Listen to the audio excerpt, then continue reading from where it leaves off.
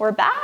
Here we are, we're in the studio. Today we are doing a stretch and strengthening, actually primarily just strengthening workout. I teach absolute beginner adults up through advanced level, but I also have a few students that are pre-professionals like in ballet schools. And with those students, for some of them I do like stretch and strengthening. Either we'll do a portion of the class at the beginning designated to stretch and strengthening, or we'll do an entire 1 to 2 hour program for them that's like personalized for them to supplement their ballet classes. So these workouts are largely inspired by my pre-pro students. They are crazy inspiring and so strong, and it's really cool to see the progress as they just practice these exercises. I suggest that they do them every single day. I'll make them like multiple different kinds of workouts. So we'll have like a pre-bar warm-up routine, and then we'll have an at-home routine for like mornings or nights before you go to bed. And then we'll also have like a weekend routine, which is when you have more time, you're not so exhausted from school and having had ballet class. So the weekend routine is what I'm gonna show you today. It's a bit longer and there's a lot to it. This is a TheraBand. So if you have one of these, grab it. If you do not, don't worry about it. You can just skip those exercises and you'll still get an amazing workout. So here we go. We're gonna start our workout with a TheraBand, and we're gonna do some point and flex exercises with them that are really good for overall foot and ankle strength. So like the arches, the toes, the ankles, all that good stuff. So let's do 16 point and flex. So I'm hooking the band around the ball of my foot. I'm gonna sit up nice and straight, and you can do whatever you want with the second leg. I want you to really try to get 2 sit bones evenly on the ground here. You're gonna glue this knee to the ground, like super glue it to the back of it. The knee's not gonna move at all. The leg's never gonna move side to side, and we're just gonna point the foot down. You want the TheraBand to have like an inch of space like above your toe, so that when you point your foot, your entire toe is still covered. And then we're gonna flex up, and we're gonna point down, and we're gonna flex up. And we're gonna do this 16 times. And while you're pointing and flexing, make sure that you can draw a straight line down from the center of your knee, all the way down to the center of your ankle, all the way down to like your second toe. So there should be one straight line that goes all the way down to your second toe. We wanna make sure that when you're pointing, you're not gonna sickle your foot inwards or sickle your foot or wing your foot too much outwards. We wanna keep it really straight. This is helping with ankle alignment and ankle stability, which is really important for pre-professional students who are constantly going on releve and doing crazy pirouettes and landing from jumps, landing with a pointed foot and then having to like roll through the ankle to pad that jump so they're not gonna hurt their knees or anything. You really wanna make sure that when you're landing from jumps that you're landing with proper ankle alignment, and same with when you're coming out of a releve, like say you're dancing on your toes like in point shoes. When you roll down from that high demi-point or full point, you wanna make sure that you're rolling down with proper alignment so you don't end up twisting your ankle. And getting into just like every day-to-day daily living, even if you're just stepping down off of the sidewalk, you wanna make sure that if you're in a hurry, you're not doing it with like bad alignment and then you end up twisting your ankle or something. So it's really good to just have strong ankles. So after we've done 16 of these, then we do just the toes. So you're gonna keep the ankle pointed and flex the toes up and point them down. And we're gonna do 16 of these. 4, 5, 6, 7. And I'm still making sure this entire time that I have really nice alignment going all the way down. 2, 3, 4, 5, 6, 7, 8, and flex it up. And then you can shake out your foot. And then we're gonna do the second side. So I'm taking the band and I'm gonna hook it around the ball of my foot, making sure that I have a little bit of space like at the top, like some room, so that my toe is completely covered when I point. And I'm making sure that I'm sitting up nice and tall too, because why not, right? And now I'm gonna push through the ankle and then the toes point last, and then flex just the toes up, and then the full foot. My knee is glued to the floor, so I push through the ankle, then the toes follow, then I flex up, rolling through the foot each time. So this is called foot articulation when you work your foot like this. And this is really good for strengthening the arches and the toes. This is maybe 3 or 4, 5. So every single time, it's like I'm pushing through peanut butter. 7 and 8, and then we do 8 more. 8, 7. You really don't have to stop at 16. I said 16 is the bare minimum. I have my pre-professional students do more than this, and we'll do multiple sets as well. You want to go basically until you're tired, making sure that you're keeping really nice alignment the entire time. 7 and 8, and now we're going to do just the toes. So I flex the toes up, and I'm keeping the ankle pointed the entire time, and then I point the toes, and I flex and I point. 3, 4, 5, 6, 7, 8, 8, 7. Yeah, so this is a really amazing exercise. It's not just for dancers, especially not just for ballet dancers. It is for everybody. These are amazing exercises for everybody. And you'll feel it in your calf, you'll feel it in your ankle, you'll feel it in the bottom of your arch, and probably underneath your toes as well.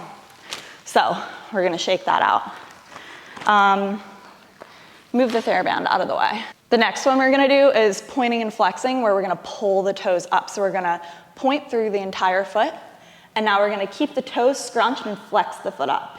And we're gonna do 8 of these. So this is 2, and I scrunch the toes, and then I flex the toes up, and then I push through the ball of my foot, the toes point last. I flex my ankle, and my toes scrunch up. And then this is where the sound cut out. I knew this was gonna happen, so apologies, but just bear with me. I'm gonna do a voiceover from here on out. So we wanna make sure that the toes scrunch up, and then we're pushing through peanut butter through the ball of our foot, and the toes point last every single time. And of course, we have to reverse it. So we're gonna scrunch the toes, point the ankle down, then flex just the toes up, and then the full foot. So you can see what I'm doing here. I scrunch the toes, point the ankle, flex just the toes, and then the whole foot. And we have to repeat the same number, so we're doing 16 of these again. I'm staying really cautious throughout all of these, that I'm keeping really nice alignment, and the back of my knee is still glued to the floor. I'm not letting my leg like wiggle side to side. I keep my knee pointed up towards the ceiling. And then, of course, we have to switch and do the second leg.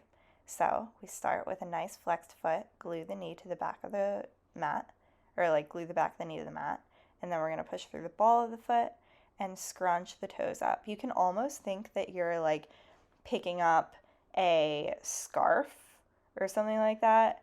Or I had a little girl once say that it's kind of like you are throwing mail away and then realize that you actually aren't ready to send it, so you pick the mail back up out of the mailbox. I don't know how her imagination went there, but it's kind of a nice image. I think it can help you envision that. So then we of course have to do a reverse, which is what I'm showing you here. You should feel a pretty nice ankle burn after this, and you can do as many sets as you'd like as long as you keep that alignment. So next we're gonna sit 2 sit bones evenly on the ground and roll through the spine to find our back in a neutral position. Make sure we have nice leg alignment, so knees in line with like hip width apart. We don't want to pronate the knees in. We really want to keep them hip width. Same with our feet. So heels should be in line with the hips. Make sure that the feet stay parallel the entire time. Maintain this alignment, and we're gonna do bridges here. So we'll start with these double leg bridges. You want to make sure that your hips are staying super even, so 2 hips square towards the ceiling, and then press your heels into the ground and pull your hips towards your heels, and that's going to activate the backs of your hamstrings, and the hamstrings are really what we're strengthening here. So really do this. It's going to activate them, make a big difference. Make sure you keep those hips super square to the ceiling the whole time. You're not going to dip in one side or the other. Press the belly button into the spine actively the whole time, and then we're going to raise one foot. You can turn it out or turn it in, keep the foot pointed or flexed. I'm going to keep it flexed, and I'm really going to be cautious of my hips that I'm not going to dip into one side. A lot of times people want to dip into the leg that's the one that's extended. So be really careful of that.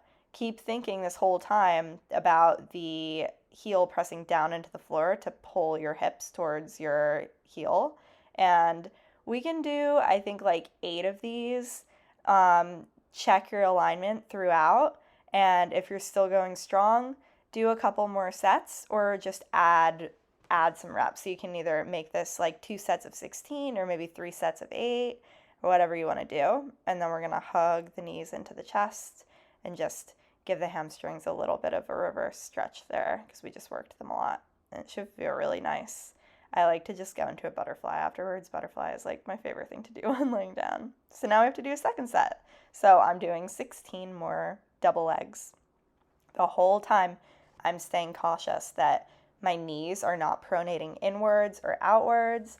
I'm staying cautious that I am pulling my hips towards my heels and that I'm really activating those hamstrings by doing that. Every single time I lower, also, I'm going to a neutral spine. So careful you're not tucking the tailbone as you lower down.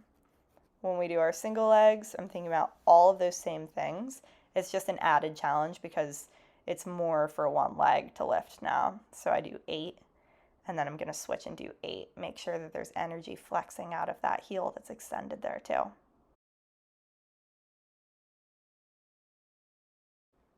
So now hug your knees into your chest. Breathe here. You can rock side to side. It feels kind of good to do that. We're really just releasing the hamstrings. Then you can put 2 feet flat on the floor and go into one more little butterfly. Just open up the hips. Breathe.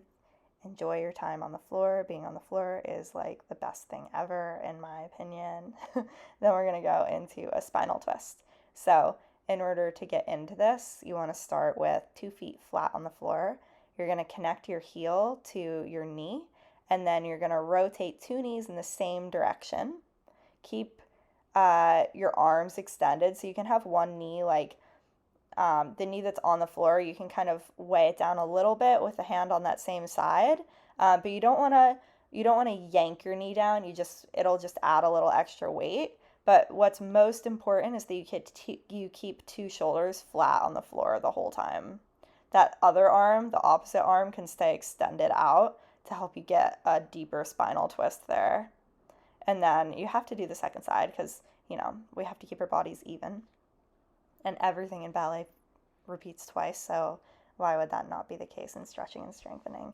So you can see here that might have 2 shoulders flat on the ground. And that's what's the most important. And then I'm looking away from my knees, which just adds a little bit of an extra spinal twist. You can do that if you'd like. And then, of course, I'm doing a third butterfly because I just can't help myself. Now we're going to lay on our side. So I really want you to make sure that you're keeping 2 hips and shoulders stacked here.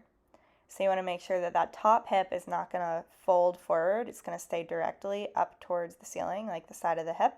And then same with my shoulder blades. Your hand, you want to keep it flat on the floor in front of your chest. And with that, then you can press down into the floor and roll the shoulder down and back to help keep the chest nice and open there. You never want to collapse that chest. We're trying to keep posture just like we would if we were standing. So that's why the same thing goes with our hips staying stacked. We don't want to roll them forward. Keep them really nice and stacked on top of each other, hips and shoulders. And then press the belly button in towards the spine. That's going to help you do that. So we're going to go into clamshells. I'm going to do 16 clamshells just like this. We'll call these like the traditional version. So every single time I think about trying to rotate the leg in the hip socket, pressing the belly button in towards the spine and really try to feel it like kind of in the back of the hip there. So maybe first 8 you won't feel it so much, but hopefully by 16 you feel it more. Try to also release the front of the hip, like the hip flexor. Sometimes that kind of fires on. If you're feeling that firing on, do less repetitions. So like maybe do like 8 clamshells and then pause and then do another 8 rather than doing like 2 sets of 16. You could do like 3 sets of 8. So I'm just saying here, just really rotate the leg from the hip. So now the next version we're going to do, we're still going to keep the hips stacked, still keep the chest stacked.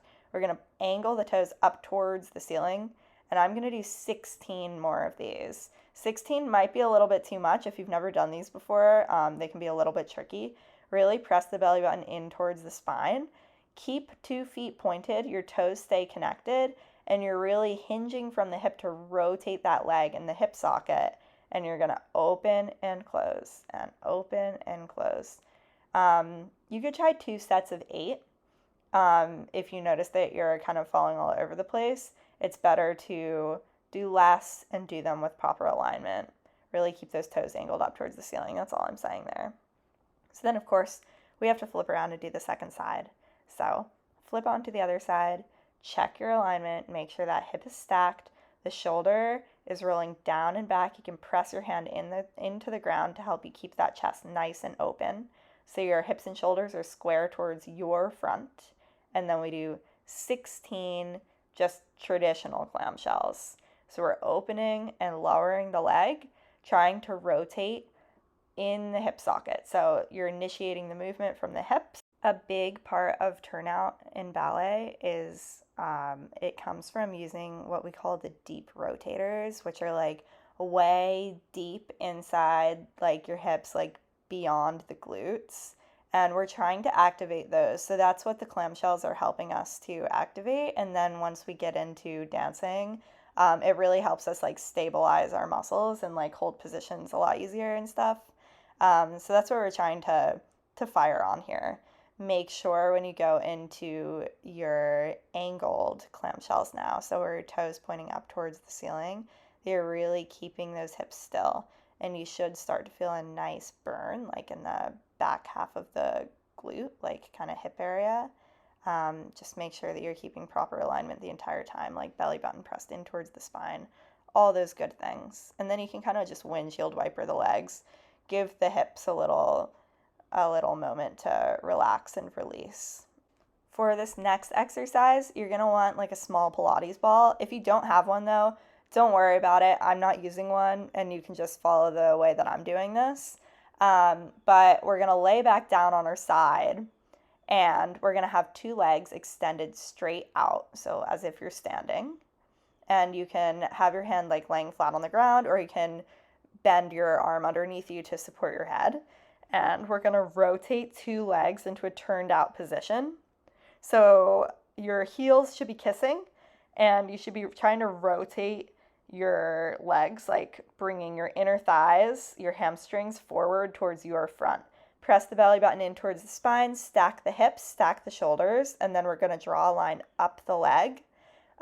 Here I'm showing you just what it would look like if you had a Pilates ball between your heels, which is the alternative, but I'm not doing that one. So we're just going to draw a line up and down the leg, and we're trying to maintain that turnout.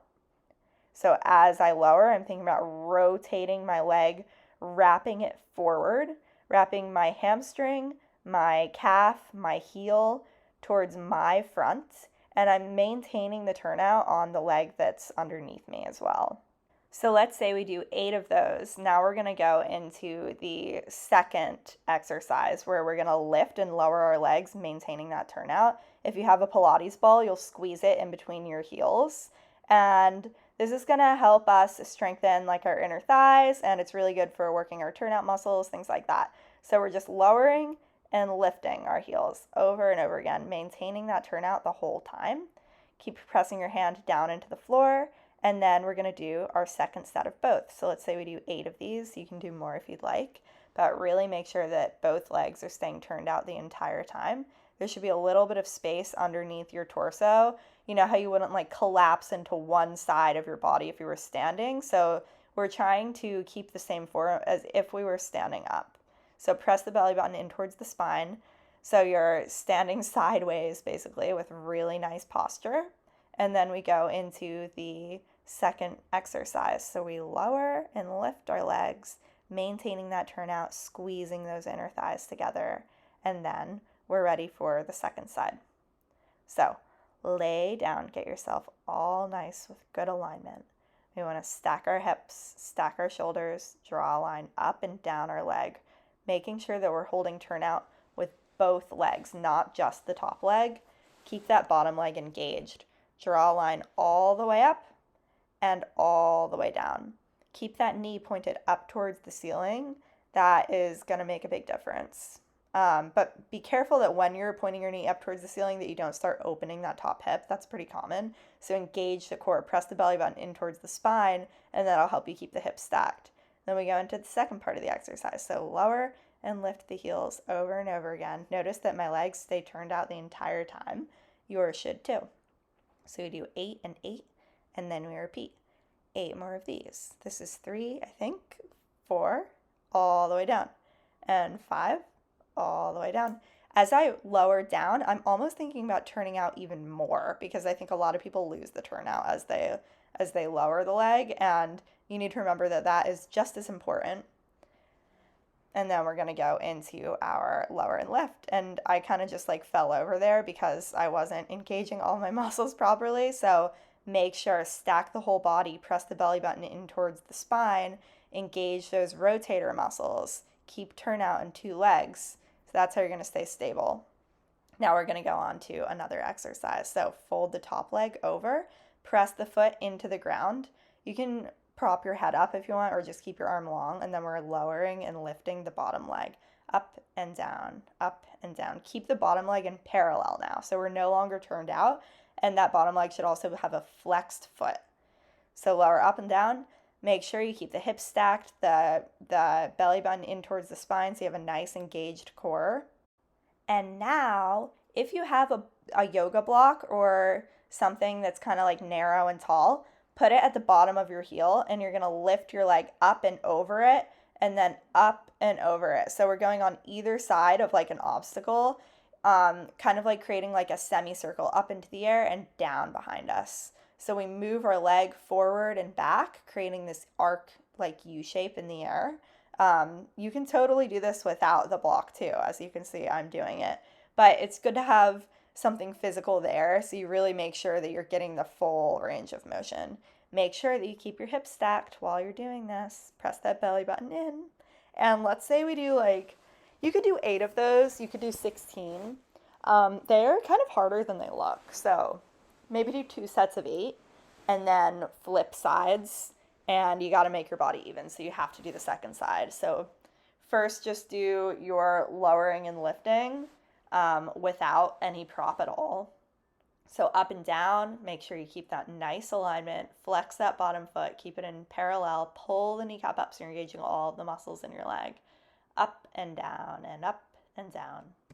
And then here we go, we're gonna add our block to the bottom of our heel or bottom of our foot, and we're gonna arch our foot up and over it. So you're gonna have to engage that inner thigh muscle there. Up and over and behind, and then we bring it back forward. Really make sure you're making a nice big semicircle here. You want full range of movement, and be careful that those hips do not start pitching forward because they're going to want to. So press your belly button in towards your spine to help yourself stay super stable here. You should feel a pretty nice burn from doing this as well. So afterwards, I would really recommend just sit in a butterfly and release the inner thighs a little bit. It just kind of feels nice for them. So next we're gonna sit on 2 sit bones again, roll down through the spine, and now we're actually going into a butterfly. This isn't me just enjoying the position. So point your toes, angle your heels up towards the ceiling, keep your toes connected, press the belly button in towards the spine. We're gonna try to keep 2 hips totally even here, and we're gonna do développés going up towards the ceiling. So press the belly button in towards the spine. This is a stabilization exercise. We're gonna lift one heel, rotate the leg up towards the ceiling, trying to lead with the heel, and then extend the leg straight and then lower back down. So if you're familiar with ballet technique, you'll know that when you do a développé front, you are supposed to think about leaving the knee behind and extending the leg, beginning with the heel. And then when you reverse the position, you want to think about bringing the knee back first and leaving the heel out. So we're trying to do that same thing here. So we lead out with the heel, and then I bend the knee in, and I try to extend the knee back while leaving my heel behind. And that's how we get this nice turnout feeling. So it's going to be difficult for you to keep your hips even. They're going to want to wobble side to side. So really press the belly button in towards the spine and then come back to this position. Try not to let anything in the hips change throughout this entire exercise. So I lead up with the heel, and now the knee brings me back into the butterfly position. Up and extend the leg, and then back down to the butterfly. You could start with 8 of these on each leg, so like 8 with the left leg and then 8 with the right leg, and then you could repeat it a second time. Really think about pressing the belly button in towards the spine because your hip flexors might try to activate here. We're trying to avoid activating the hip flexors while we do this, which seems like very difficult, but we just need to strengthen the lower abdominals and like the psoas, and it's all going to be okay. Just make sure you're really trying to stabilize those hips and we're not going to like dip into one side. So take your time doing these. Less is more. I'd rather see less reps and really nice alignment than sloppy exercise because that's not going to get you anywhere. So next we're going to stand up. And of course this is a little blurry, so I'm sorry for that. But we're going to work on some alignment here. So one knee is going to be lifted. Hips and shoulders are going to stay square. And we're going to keep our legs in parallel. Your arms can be to the side or they can be down. So first I'm going to show the side version. So just hold your arms out to the side. And we're going to extend one leg back, keeping the heel flexed. The leg stays in parallel the entire time. And we're kind of going to like this ironing board shape here. And then our knee lifts back up. So we extend the leg, stretch it all the way, and come back up. You're really going to feel the burn on the supporting leg side. So make sure that that supporting leg, as you can see I'm wobbling a little bit because it's hard. As you extend your leg back, the supporting leg is going to bend a little bit just into like a kind of shallow plie, like a demi plie. And it's going to start burning your hamstring in a really good way. If you have a kettlebell, drop the kettlebell down in front of you and then bring it back up. You just, bring it back up with your torso. So you don't actually have to do any lifting, but roll the shoulders down and back. Just hold the kettlebell like maybe 10 pounds in front of you. And as you come up, the kettlebell comes up with you. Then the next version, you have one arm extended. So you're going to go down holding the kettlebell in front of you. And then as you lift, you're going to alternate which arm extends to the side. So your knee's going to lift and the arm's going to extend. Lower down, and when you lower down, you're holding the kettlebell with 2 hands. So I lower down holding with 2 hands, knee lifts, and I extend my arm. Lower down with 2 hands, knee lifts, and I do the other arm extends. And if you don't have a kettlebell, literally just do what I'm doing here, or just hold your arms to the side the entire time, kind of like an airplane. That's totally fine too. I will tell you that I was doing this without the kettlebell and my hamstrings were totally sore afterwards, so don't worry about it. Okay, so now this version, you literally just stand with your leg up, keeping parallel the whole time, and you're going to rotate the kettlebell around your back and then underneath your knee, so you're like threading it through. Try to do it 4 times, then work your way to 8 times, and then we're going to reverse it, so then you go the other way. And it's kind of crazy that I'm showing you that without a kettlebell, but just, imagine. And if you don't have one, it's totally fine too. So here I'm just showing you the alignment that we're really looking for. So my back is totally straight the entire time. Okay, so I really want to see that. It's important. And then we have to go into the second side because everything repeats twice and we have to keep our body even. So this is the version if you don't have a kettlebell. Notice that my hips and shoulders stay square the entire time. One hip does not drop or like the leg that's extended. I'm not going to let that hip lift. I'm going to keep 2 legs completely in parallel. It's going to help a lot if you press the belly button in towards the spine. It's going to help you stabilize your hips. And my arms stay about shoulder level as I do this. I'm really rolling my shoulders down and back so I'm not holding any tension in the shoulders. My supporting leg bends into a demi-plie. The knee bends over the foot, over the toes the entire time. It's not pronating in or out. So if you have the kettlebell version, this is what we're doing.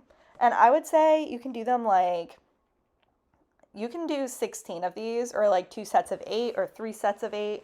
See, just like how your body's working. If it's not really used to doing things in this sort of alignment, you might need to do less repetitions. That's totally fine. You're going to get a workout and you'll feel it regardless. So just less is always more with alignment. Now, this is hard with the kettlebell when you switch the arm from side to side. So you go down and then you alternate which arm is holding the bell and which arm lifts. So you really need to engage those glutes.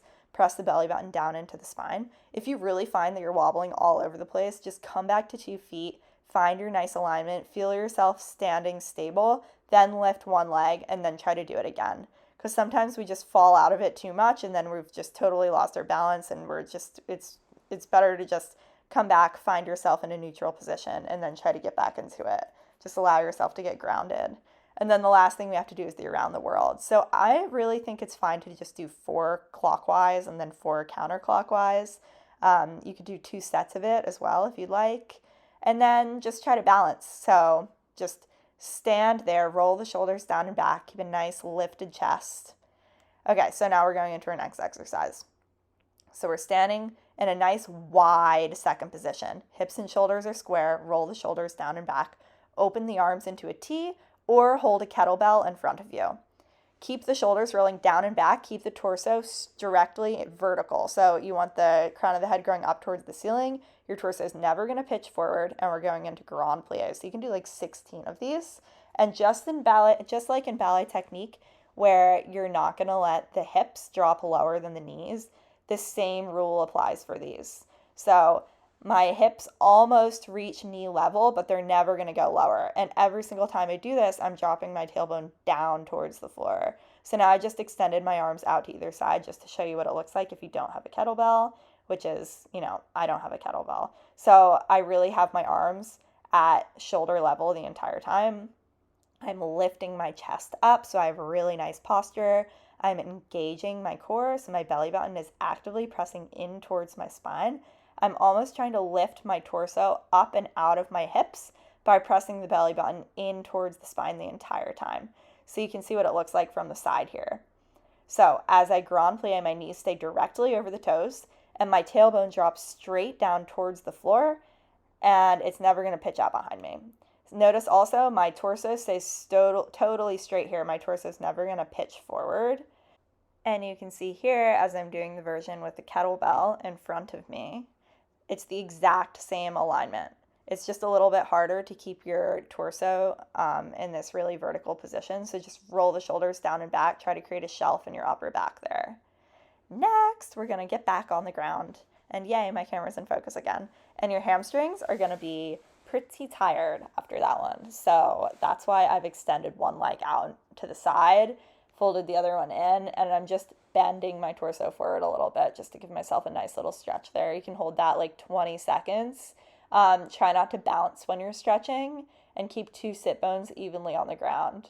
So my hamstrings are feeling pretty tight. So even just sitting in this position, I was feeling a little bit of a stretch. So I'm being really kind and gentle with my body. I'm not forcing anything. Okay, so go onto all fours, grab your phone, set up your timer, and we're about to plank. So I started the timer and I'm going into a forearm plank. You can also do traditional. Do like a minute to start and then work your way up to 2 minutes, then work your way up to 3, then work your way up to 4. Planks are amazing. They're a full body workout. So I filmed the full 2 minutes of this, but I'm going to skip this because you guys don't need to see me planking for 2 minutes. But before I do that, let's talk about the form here. So press your belly button in towards your spine. Engage your kneecaps so your legs are totally stretched. See, I just stretched them more. Flex your feet and think about pressing energy out of the back of your heels. So when you do that, you then might need to adjust like your arms. We need to make sure that our shoulders are directly over our elbows. They're not forward, they're not back. Now press your elbows into the ground and use that pressure to make sure that your chest is not collapsing towards the ground. So after you've done 2 minutes, we're going to go into a side plank. So we're going to go onto our side and I'm doing 10 hip dips here. The whole time I'm keeping my shoulders square towards my front. I'm keeping my hips stacked and also square towards my front. You want to keep a slight bend in the elbow so that we're not like locking the elbow because that's not really great for the joints. These are difficult, so go slow. And now we're going to go on to the second side. So roll that top shoulder down and back so you have a nice, strong position here. Hips and shoulders are super square, the chest is open, and we go into 10 hip dips. These are not easy. They require a lot of stabilization, and you might not even be able to do 10. That's totally fine. 10's actually kind of a lot. So you could start with just 4 and then work your way up. And I keep on saying this, but like alignment is so much more important than how many reps you do. So, because you're just going to end up training your body to do things wrong if you are doing things with bad alignment. So anyways, after you've done your plank, I'm going into an upward dog here just to stretch out my abs. So I press my belly button in towards my spine as I lift my chest up towards the ceiling, and this helps me protect my back. I'm keeping my legs stretched as well, which I think is nice. I think it helps you protect your back a little bit more. And now we're going to go into a child's pose because we stretched our back one way and now we have to stretch our back the other way. So just take a few minutes here, or 30 seconds or so, and breathe. And now I'm bending my elbows and my hands are pressing together and reaching up towards the ceiling. And this helps me stretch out like my shoulders and my chest. I have really tight chest and shoulders that they're not so like open. So this stretch feels really nice on them. Child's pose, is kind of like a good one for that. And now I'm going to angle my hands on one diagonal and lean into the opposite hip. So I feel more of a stretch on one side of my body. And then I'm going to do the same thing on the other side. And the entire time that I'm doing this, I am breathing. Breathing is so important, especially when you're stretching, to give your muscles oxygen. And then roll up through the spine. Then find yourself 2 sit bones evenly on the ground. Roll down through the spine. And we're going into our next exercise. So hands behind the nape of the neck. And just roll up and down through the spine a few times, going one vertebrae at a time, trying to massage the spine on the floor. So up and down. Go slow. This is hard for some people with, just like ab strength. So do the best that you can. You only need to do this maybe like 4 times. It's kind of just like an in-between thing just to massage our spine a little bit. And now we're going to go into a tabletop position with the legs. So same rule applies here as I was saying earlier, where you keep the legs like hip width apart and the knees and feet all in one line. So you're creating a 90-degree angle where your legs bend and a 90-degree angle where your legs hinge, like where your hips hinge. And now we're going to keep those 90-degree angles as we lower one leg and then raise it. And we're going to lower and lift this leg, so we're just tapping the toe on the ground and bringing it back to a tabletop position. Press the belly button in towards the spine, and you're trying to move the leg, hinging the leg from the hip by engaging the abdominals. And then we're going to switch to the second side. So just try like 8 of these to start, and then we'll do multiple sets. So pressing the belly button in towards the spine actively the entire time that you're doing this exercise. Tap the toe and bring it back to a tabletop. So for the next version of this, really keep 2 hips super steady, and we're going to alternate legs. So one toe comes up and then the other toe taps and comes up, and we're going to switch. And you really need to keep super steady hips here, so continue pressing the belly button in towards the spine. Go slow. You don't have to do these quickly. And really try to hinge from the hips and keep the legs bent at that 90-degree tabletop angle the whole time. So you're not going to cheat and bend the knee a little bit lower to tap the toe sooner, You need to keep this angle. And this is a nice lower abdominal exercise. And then after you've done, we'll say 8 back and forth, so like 16 in total, alternating. Just relax a second. Of course, I went into a butterfly, classic. Okay, so now we're going to do ballerina back exercise. So your arms are out in a T position. You're lowering on your stomach, and your thumbs are going to point up towards the ceiling. So lift your hands, rotate your thumbs towards the ceiling, rotate them back, and then lower down. And we're trying to do like maybe 10 of these. Keep your nose hovering maybe like 1 millimeter off the ground. Press the belly button in towards the spine so you've really engaged the torso. And this is a lot harder than it looks. The goal is that you want to keep your arms in line with your shoulders. As you can see, mine are a little bit lower. I have very tight shoulders and chest, which is why I was doing that little exercise earlier in the child's pose, the stretch. And so it's hard for me to do so. But then the next version of this is we're going to lift our arms to second position and then to fifth on O. So round it up over the head in like an oval position. And I'm just checking myself. Okay, so we're going to do this maybe 10 more times. And it's really good for your upper back strength. So really make sure you're rolling the shoulders down and back, and you're trying to move your arms from your back here, because that's what we do in ballet. Our arms are always moving from our back, rolling the shoulders down and back, nice open chest, and the nose is hovering maybe 1 millimeter off the ground. Press the belly button in towards the spine so you have nice alignment, just as if you were standing tall. And after you've done maybe 10 of these, you should be a little bit fatigued, or I was at least. So then just relax for a second. And relax with your head flipped on both sides, because, you know, sometimes we do that in yoga too. It's just like good to stay super even throughout your body. Then your hands are going to go on the nape of the neck. And we're going to lift our elbows. So our elbows are in line with our shoulders. They're not resting on the ground. Press the belly button in towards the spine and engage the kneecaps. So the full leg is completely engaged. And we're doing backups here. So roll the shoulders down and back. And we're not going to hold any tension in the shoulders. You're not going to let the shoulders lift up towards the ears as you're doing this. Press them down actively.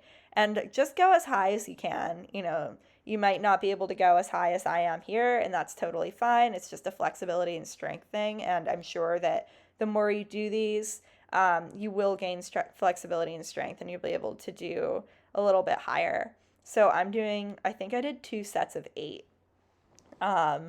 So yes, I'm really trying to keep my back engaged the whole time. I keep my chest nice and open and my shoulder blades wide. My elbows are wide, and notice they never touch the ground even as I lower down.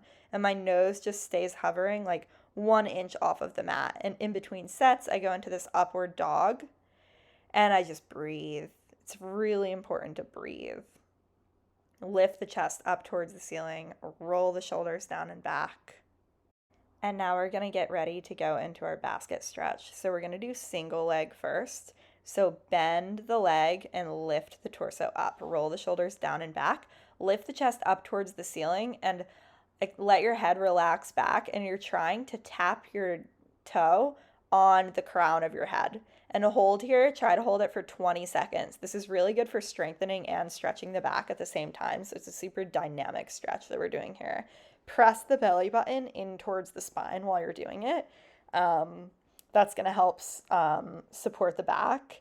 And so we're not going to, have any injuries, any spinal injuries. We always want to avoid that. We always work in safe alignment to make sure that we're protecting our bodies, because our bodies are instruments and we need them.